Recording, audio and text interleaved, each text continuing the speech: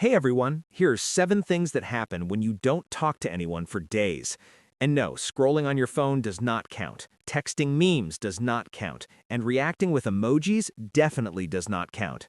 Your brain is not a houseplant. It cannot survive on sunlight and Wi-Fi alone. Humans are wired for conversation, the same way fish are wired for water. So when you stop talking to people, even for just a few days, your brain starts doing some very weird things, starting with number 7. The first thing that happens when you stop talking to people is that your thoughts get louder. Not physically louder, but mentally louder. Normally, conversation acts like a pressure valve for your brain. You share an idea, someone reacts, you adjust. But when you're alone, there is no feedback, so your brain starts looping. You replay conversations, you imagine arguments, you create scenarios that never happened. It's like having 47 browser tabs open and every single one is playing audio. This is why people who spend too much time alone often start overthinking everything. You're not becoming dramatic, your brain is simply trying to fill the silence. After a few days of isolation, your motivation begins to drop, and this has nothing to do with laziness, it's biology. Your brain releases dopamine when you interact with other humans. Eye contact, laughter, conversation, these things are like fuel for your nervous system. Remove them, and your brain switches to low power mode. Suddenly, simple tasks feel heavier. Doing homework feels exhausting. Cleaning your room feels impossible. Even replying to messages feels like work. It's not because you lost discipline, it's because your brain lost stimulation. You basically turned your mind into airplane mode and forgot why everything feels slow. This one happens quietly. No explosions, no dramatic breakdown, just a slow shift. After several days without social interaction, your mood starts drifting downward. And the reason is surprisingly simple. Your brain depends on social signals to regulate emotions. Smiles, jokes, small talk, these are not meaningless. They are emotional checkpoints. Without them, your brain loses calibration. It's like driving a car with a broken dashboard. You don't know how fast you're going until something goes wrong. So you may notice things like feeling irritable for no reason, losing interest in activities, or feeling strangely empty. Not sad, just flat. And that emotional flatness is one of the earliest signs of social isolation. After about a week without talking to people, your social skills begin to rust. Yes, social skills are physical skills. They live in your brain like muscles, and muscles weaken when you don't use them. This is why after long periods of isolation, people suddenly feel awkward. You hesitate before speaking, you struggle to find words, you overthink simple conversations.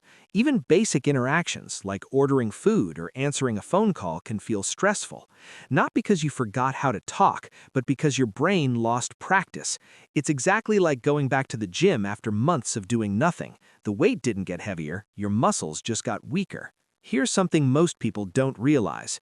Conversation helps regulate your internal clock. Humans naturally sync their daily rhythm with other people. We wake up for school, we eat with family, we talk to coworkers. These interactions act like time signals. Remove them and your brain loses structure. Suddenly, you stay awake until 3 a.m., you sleep through alarms, you feel tired all day.